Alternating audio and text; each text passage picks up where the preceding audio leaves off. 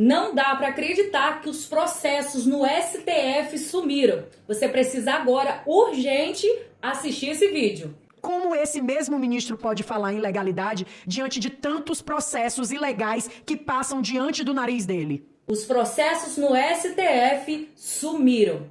A esquerda delirou agora e a advogada fala tudo e faz acusações gravíssimas. Porque Bolsonaro ele foi indiciado e a esquerda comemora e pede prisão imediata. Mas os apoiadores denunciam perseguição e a farsa. A advogada revela o sumiço de página do processo no STF. E a justiça será feita ou é fim de democracia? Descubra a verdade agora assistindo esse vídeo. Sentimos impotentes diante de um sistema injusto e perseguidor. Hoje ainda temos muitas pessoas presas. Pessoas como o caso do Marco Alexandre, que está 1 ano e 8 meses preso preventivamente, sem denúncia. Isso é de arder os ouvidos de qualquer advogado. Temos outros, como o caso do Lucas Brasileiro, que retornou à prisão por risco de fuga de terceiro.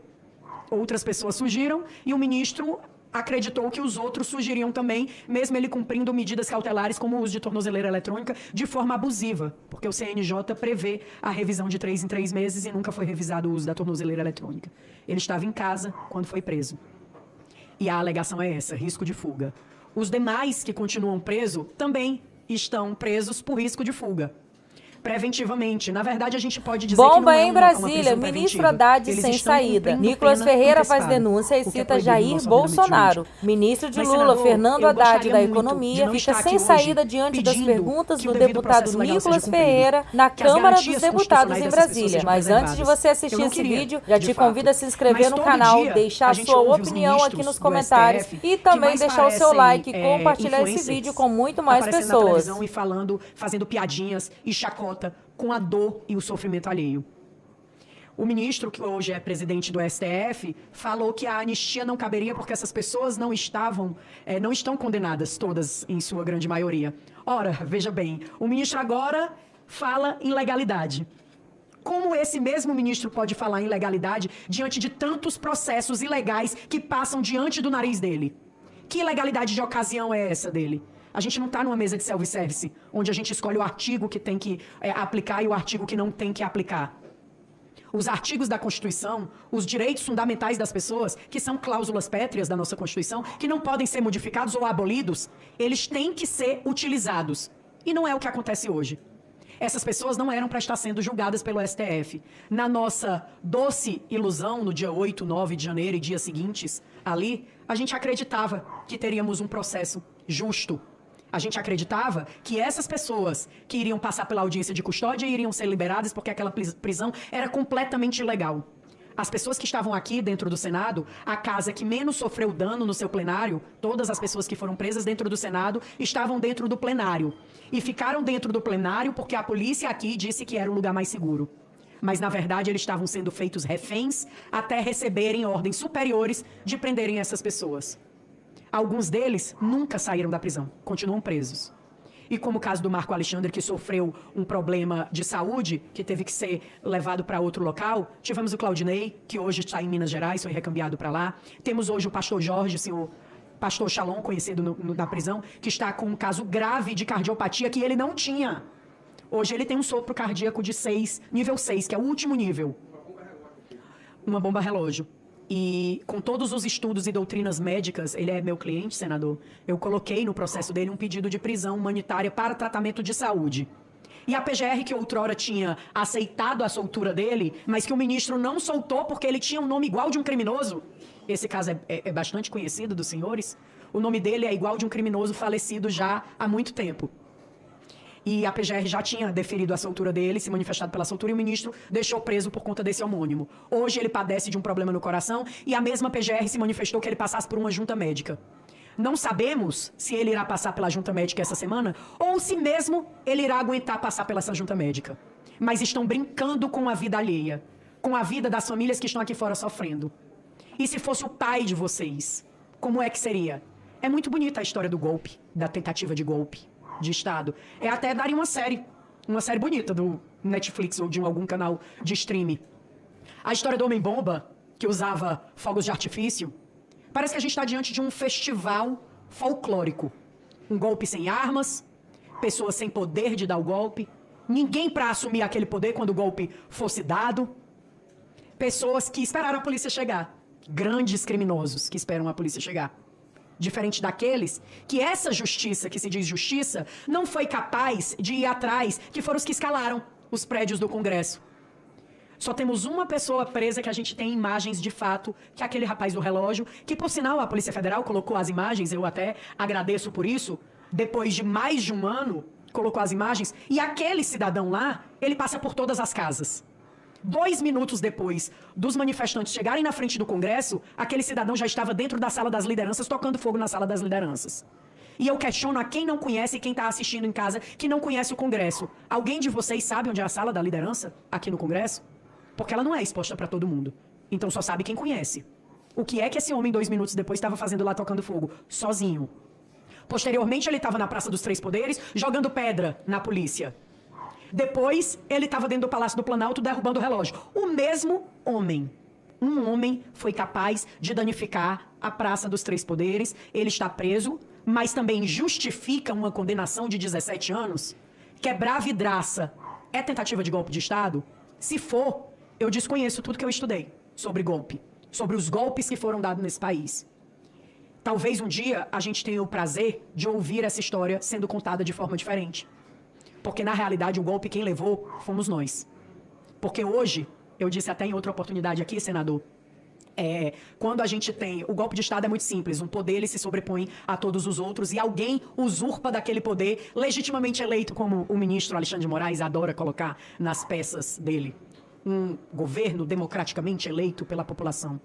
Mas o ministro Alexandre de Moraes não diz que ele que está usurpando esse poder. Porque ele pega tudo que é votado dentro dessas duas casas, dentro do Senado e dentro da Câmara. E eles lá no STF, em uma decisão, em uma canetada, derrubam o que foi votado. Derruba praticamente o parlamento. Isso sim é golpe de Estado. Mas ninguém fala nada. Por quê? Porque em sua maioria estão sendo favorecidos. Os únicos que falam são os opositores que estão sofrendo na pele a perseguição. Falaram tanto do governo passado, que era perseguidor, que era isso, que era aquilo, mas como o próprio senador Flávio falou em outra ocasião, me apresente pelo menos uma portaria que o presidente Bolsonaro tenha feito cerceando o direito de alguém. Me apresente um ministro do Supremo que prendeu uma pessoa sem o devido processo legal. Me apresente a imprensa acusando pessoas de terrorismo quando era um crime que nem característica tem para terrorismo. Essas pessoas, elas hoje levam uma mancha nos seus nomes. Pessoas, inclusive, que tiveram fotos postadas pela grande mídia. Homens e mulheres honradas que tiveram fotos em jornais como terroristas. Em uma página esquematizada por esse controle, onde a página dizia contra-golpe e trazia a foto das pessoas que se manifestavam. A manifestação, ela quando é de forma pacífica, ela é permitida pela nossa Constituição. Mas eu retorno ao meu início. Essa Constituição, por esses ministros, está sendo escolhidos artigos que podem ser usados e os que não podem. Os artigos que eles querem, que eles se afeiçoam. E aí a gente vê essas aberrações acontecer com essas pessoas. Mas é muito bonito dizer que estamos defendendo a democracia e dar discurso, como a gente ouviu do ministro Alexandre de Moraes essa semana, queriam explodir o STF com fogos de artifício. Só acredita quem não lê. Ou quem só lê a chamada, né? Que isso a gente costuma ver muito nas redes sociais. O povo só lê a chamada da matéria e não lê o que é que tem ali. A pessoa com fogos de artifício, um rojão na mão, ela teria a capacidade de explodir o STF? Será? Ou explodir qualquer prédio que seja? Será que isso aconteceria? Mas o mais hilário desse novo episódio da série 8 de janeiro, além da história do deputado Gaia, que supostamente iria financiar um golpe de Estado quando ele não era nem deputado. Então, assim, a gente viu golpe de Estado sem arma, a gente viu financiamento com dinheiro público que ainda não tinha dinheiro público, então era um financiamento fiado.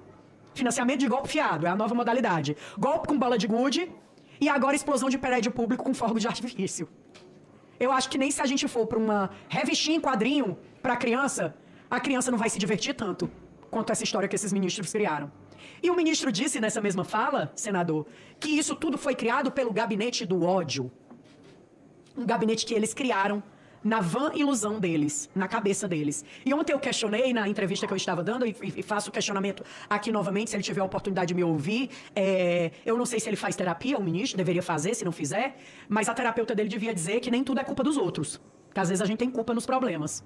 E hoje, se a gente tem um país polarizado, pessoas com ódio, pessoas doentes mental, como aquele rapaz que foi lá e se explodiu o rojão, né, na cabeça, a culpa é sua, ministro Alexandre de Moraes.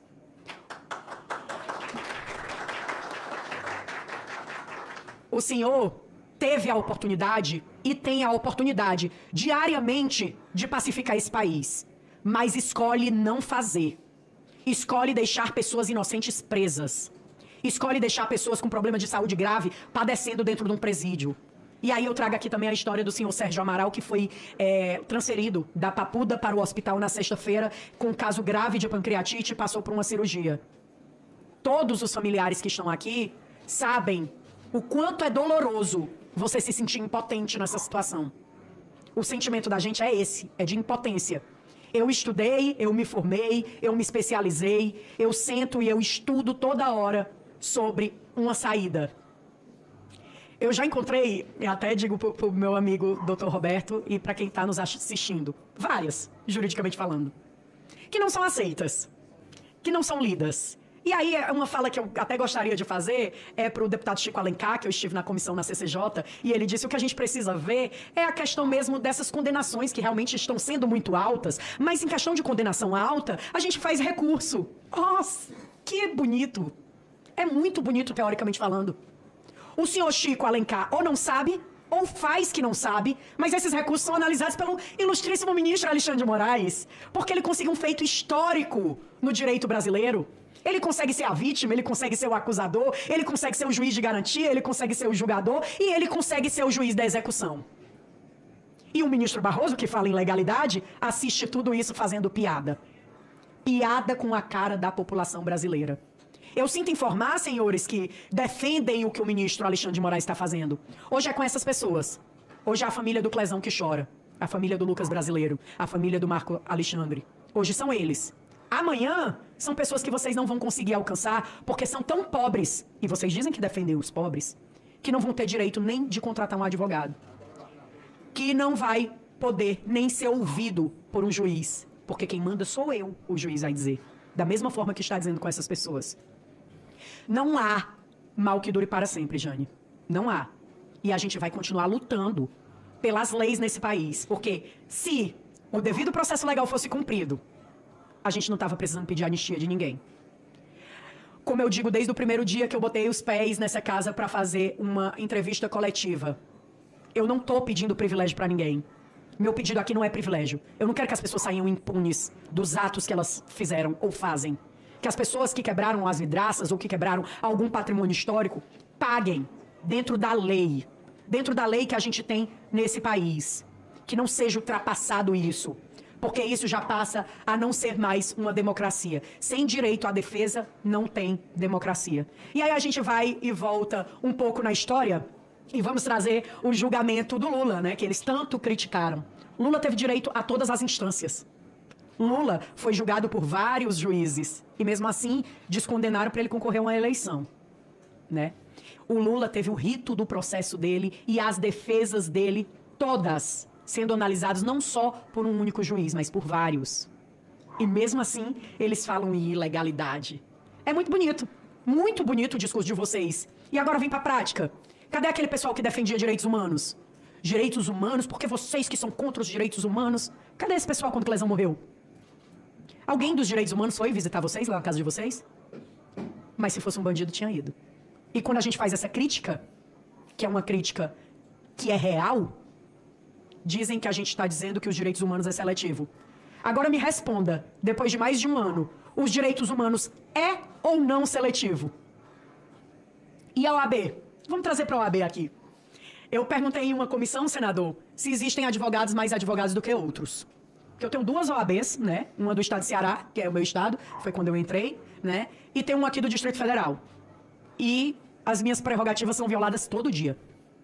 Todo santo dia. Todo santo dia, um advogado é feito de chacota no Supremo Tribunal Federal. Todo santo dia, um advogado tem que ir presencialmente pegar a cópia de um processo em pleno 2024. Pedir, se implorar em processos físicos e sigilosos. Confesso que até o meu medo ali, quando o ocorrido lá até eu saber de tudo do ocorrido lá do rapaz que soltou o rojão na frente do STF, era que explodissem e sumissem com os processos. Com as provas das ilegalidades que o ministro cometeu. Eu confesso que eu tenho medo que isso vire chamas em algum momento da história. Porque aí a gente vai perder ali o fio de como começou aquela ilegalidade, já que é tudo físico. Né? E eu juro, confesso que até as comarcas mais distantes do estado do Ceará, os processos são eletrônicos hoje em dia. Afinal de contas, passamos por uma pandemia onde tudo era feito eletronicamente, mas na Suprema Corte Brasileira a gente tem processos físicos e sigilosos. Processos que faltam páginas, inclusive. Que você entra, ele mesmo eletrônico, ele falta algumas páginas ali, como os pedidos de prisão dessas pessoas. É inacreditável o que a gente está vivendo, e mais inacreditável ainda é ver pessoas defendendo. Eu tenho um cidadão que está no meu Instagram, que todo dia ele manda mensagem implicando comigo, né? Sobre essa questão de golpe. Todo dia ele diz, porque esses golpistas e não sei o quê. Aí ontem eu mandei um vídeo, até foi do Instagram da deputada Bia Kicis, do que aconteceu em 2017 aqui na Esplanada. Daquela quebradeira, que foi inclusive financiada pelas centrais dos trabalhadores, né? Que trouxeram 800 ônibus, um negócio assim nesse sentido, que quebraram vários prédios públicos, inclusive o Congresso Nacional. Aí ele pegou e disse assim, mas doutora, isso daí era tentativa de golpe? Eu digo, e qual é a diferença do 8 de janeiro, meu amigo? A diferença é que esses do 2017 eram mais violentos do que os do 8 de janeiro. 8 de janeiro, eu costumo dizer que as pessoas foram inocentes demais. E acredito que ainda continuam sendo inocentes demais, esperando um super-herói que talvez a salvem das garras do... Cleitinho Azevedo tem se posicionado de forma crítica em relação à proposta de emenda à Constituição que visa abolir a escala de trabalho 6x1, a qual determina um dia de descanso após 6 dias consecutivos de trabalho. Cleitinho argumenta que a proposta é populismo barato e defende que os trabalhadores tenham a liberdade de negociar suas próprias jornadas de trabalho sem a imposição de uma escala fixa. Eu venho aqui hoje porque eu não vou deixar nunca de me posicionar sobre essa questão da escala de 6x1 para os trabalhadores. Eu sou trabalhador a vida inteira, sempre fiz essa escala. Eu vi meu pai, que morreu agora esse ano, com 70 anos de idade, fazendo essa escala 7x0, sempre trabalhou, até não foi 6x1, 7x0. E sabe o que aconteceu? O meu pai, sempre que chegava em casa, já deitava para dormir, para acordar no outro dia para trabalhar. O meu pai não ia nos jogos de futebol quando eu jogava bola. O meu pai não foi nas apresentações que eu fiz quando eu era cantor. Nunca ia. Meu pai não parava um dia para ele, para poder ensinar eu a estudar. Sabe por quê? Não fazia porque não queria, não. É porque não tinha tempo. É porque sempre trabalhou. Então, já foi falado aqui, tanto por parlamentares de direita e de esquerda, que essa questão da escala 6x1, ela é desumana. Então, que a gente tire essa questão de ideologia, sabe, que a gente possa representar o povo brasileiro aqui, e que possamos, se nesse momento agora, acabar com essa escala de 6x1. Porque não é questão de ideologia, não. Essa questão de escala de 6x1 é a questão de dignidade humana. Para quem vai criticar é porque não tem empatia pelo próximo. Para quem vai criticar é porque não faz essa escala de 6x1. Então eu sei muito bem, eu passei a minha vida inteira fazendo essa escala de 6x1. Eu amo o que eu faço, sempre amei trabalhar, sempre.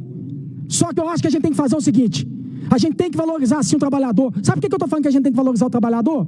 Porque já teve aqui reforma da Previdência, já teve reforma trabalhista, já passou todas as reformas que precisava passar para ferrar com o povo, que o país ia melhorar. Por que não pode ter algo que beneficie o povo? Qual que é o problema de fazer isso? E que fique claro aqui, fonte de riqueza é o trabalhador, é o empreendedor, é o empresário. Fonte de despesa somos nós, a classe política. Então, se o texto lá está errado, se o texto não está legal, que nós possamos aqui fazer um texto melhor, que a gente possa fazer aqui uma maneira para que possa reduzir impostos para os empresários, que fique equilibrado, que a gente consiga valorizar o trabalhador, acabando com essa escala, mas que a gente consiga também não atrapalhar o empresário. Vamos estudar e vamos fazer isso. Se todo mundo está falando que é desumano a escala de 6x1, qual que é o problema da gente poder trabalhar em cima disso? A gente fica aqui, às vezes, aqui 1 mês, 2 meses, sem fazer nada. Vamos discutir o que realmente muda a vida das pessoas. A população brasileira precisa disso. A gente precisa tomar alguma atitude. Já passou tantas reformas aqui. Qual que é o problema agora de a gente poder ajudar o povo brasileiro? A gente precisa fazer isso. Você quer uma parte, Jorge? Fica à vontade, meu irmão. Cleitinho, você, como sempre, gentil, te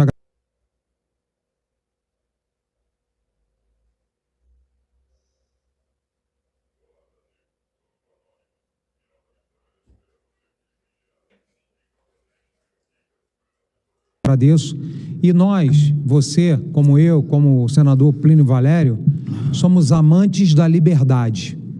A liberdade deve reger as leis de um país para que o Estado interfira cada vez menos. Rui Barbosa, né, o patrono dessa casa, costumava dizer: mudo de opinião porque sou capaz de raciocinar. Hoje, dentro da legislação, nada impede que o empregador e o empregado, o empresário, o funcionário, façam um acordo. Olha, patrão, eu preciso trabalhar só 4 dias, porque eu tenho isso, eu estudo, eu tenho filho.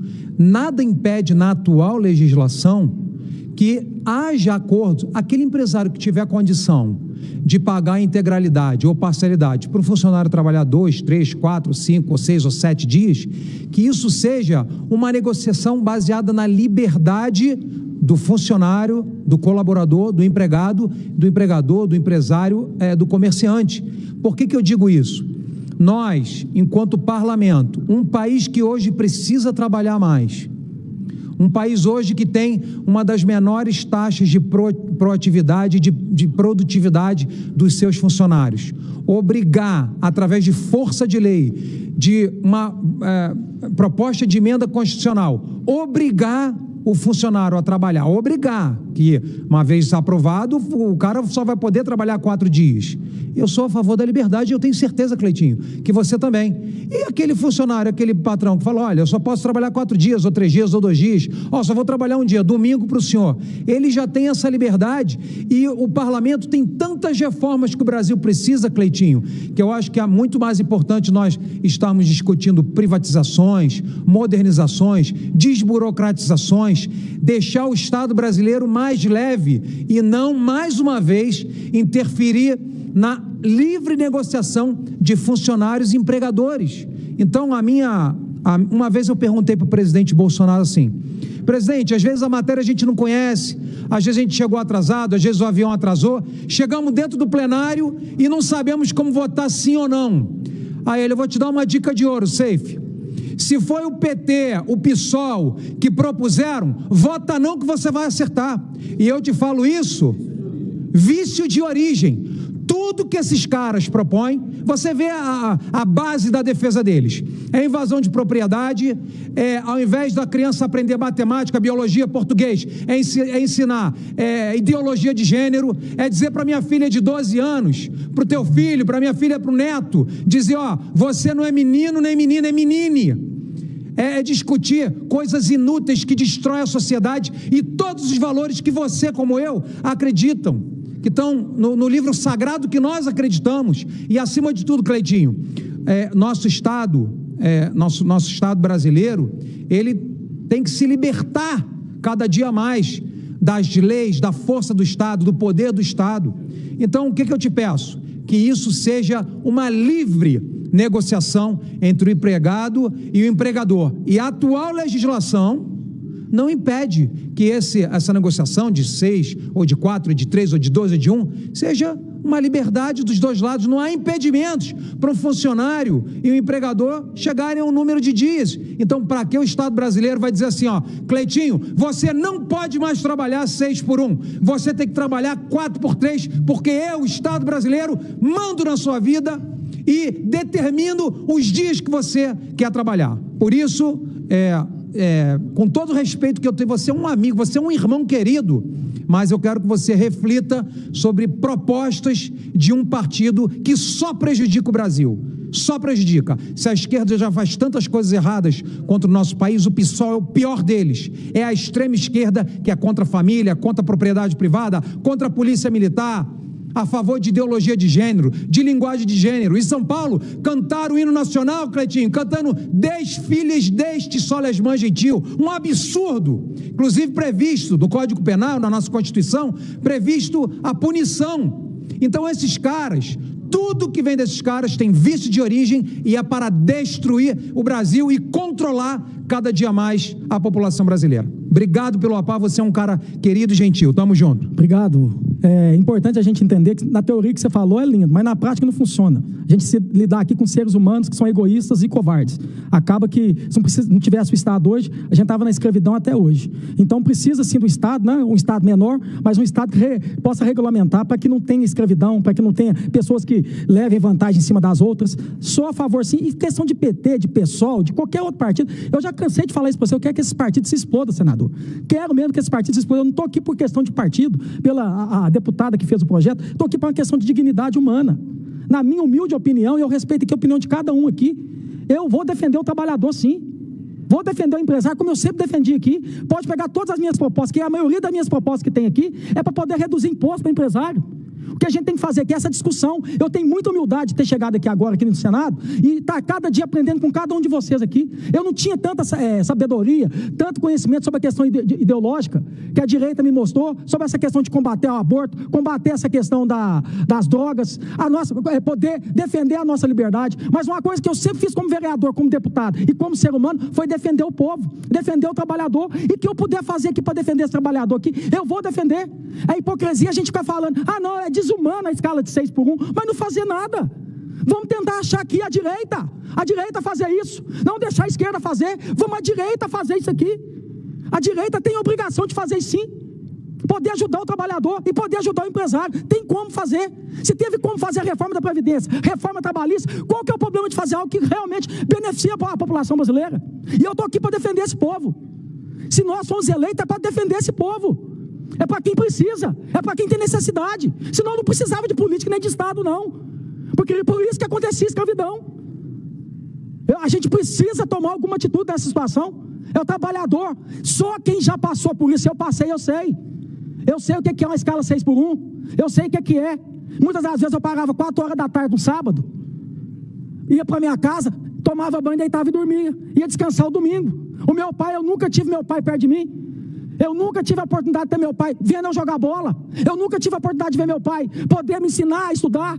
Eu nunca vi meu pai quando eu fazia show de banda, de pagode lá, eu poder ir no meu show. A gente chegava nos lugares, às vezes sábado à noite, ou domingo à noite, eu ficava meia hora e ia dormir. Não, eu tenho que acordar de segunda-feira para trabalhar. Eu tenho empatia pelo próximo. Eu estou preocupado com quem realmente. E outra coisa, gente, vamos falar a verdade. Que moral que a classe política tem para falar alguma coisa do trabalhador? Falar que trabalha menos ou trabalha mais? Que fique claro aqui que eu nunca vou generalizar. Tem muitos políticos aqui, tantos deputados federais, senadores, que trabalham, mas tem muita gente também que não trabalha nada, que não faz jus ao trabalho, ao salário que ganha.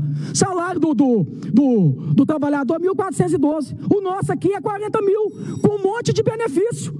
Com direito a auxílio moradia, auxílio paletó, direito à verba de indenização de comida, direito à questão de plano de saúde vitalício, carro oficial, verba de gabinete. E o trabalhador tem direito a isso? E muitas das vezes ainda rouba do trabalhador. E eu estou errado. E não caio nessa ladainha de falar que o país está quebrado. Eu nunca acreditei que o país está quebrado. O país nunca teve quebrado. Já foi, antes de eu entender por gente, desde quando eu entendo por gente, esse país sempre foi roubado. Até hoje é roubado. Se esse país até hoje não foi quebrado, não vai ser uma escala diminuir ela de 5 para 2 que vai acabar com esse país, não, gente. E que fique claro aqui, vamos fazer isso em conjunto. Vamos trabalhar para poder valorizar tanto o empresário e tanto o trabalhador. Isso é equilíbrio, a balança tem que estar igual. Nem o empresário ele é malvadão e muito menos o trabalhador ele é escravo. Que cabe aqui a gente achar, até porque Deus ensinou isso para nós. Um governo justo, o povo se alegra. O que a gente tem que ser que é justo. O que eu estou sendo aqui é justo. Eu não quero saber se veio de PT, de PSOL, de qualquer outro partido, não. Eu quero saber é de dignidade humana. E a gente precisa dar dignidade para o povo. É para isso que eu vim aqui, é para isso que eu vim defender aqui, a população brasileira, quem paga meu salário, quem me colocou aqui, e eu vou continuar honrando vocês, e espero que comece um movimento dentro do Brasil aqui agora, porque eu já falei, tudo que era para fazer, para falar que o país ia melhorar, no lombo do povo foi feito. Falou de reforma da Previdência, ok, reforma trabalhista, agora reforma tributária, e agora que é para beneficiar o povo, e agora que é para ajudar o povo brasileiro. É a hora da gente fazer isso, tanto para o empreendedor, tanto para o empresário e tanto para o trabalhador. Agora, quem critica essa escala de 6:1 é porque nunca trabalhou por 6:1. Eu sei muito bem o que é 6:1. Eu escuto isso de todo mundo. Quem é eleitor de direita, quem é eleitor de esquerda, quem é eleitor do Bolsonaro, quem é eleitor do Lula, quem não é eleitor de nada, que não aguenta mais essa questão de 6:1.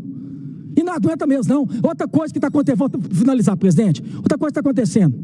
Eu escuto de muito empresário que tem supermercado, empresário que tem um amigo meu que tem o Subway, lá em Divinópolis, eu não estou conseguindo funcionário.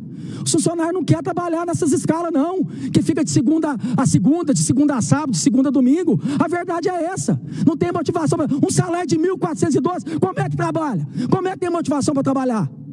É o que está acontecendo também, que não está tendo mão de obra mais. Se não motivar, incentivar uma maneira de poder, incentivar esse pessoal a poder ir trabalhar, não vai ter mão de obra mais.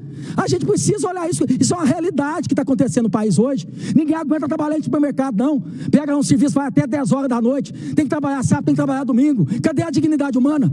A gente vem aqui também para poder usufruir da vida. Ou é só os políticos que podem usufruir? O povo não pode usufruir, não? Então que fique claro aqui, respeito a opinião de cada um, isso aqui é democracia, que fique claro isso, vou respeitar a opinião de cada um, mas espero que respeite a minha também. Muito obrigado, senhor presidente. E esse foi o vídeo de hoje do Conta Tudo Ju Notícias. Já se inscreveu no canal? Já deixou sua curtida? Já deixou seu comentário? Então agora só falta você compartilhar este vídeo com mais pessoas para que eles fiquem por dentro de todo o assunto que foi falado aqui. Então eu conto com a sua ajuda e com a sua colaboração para que esse canal venha crescer muito mais ainda.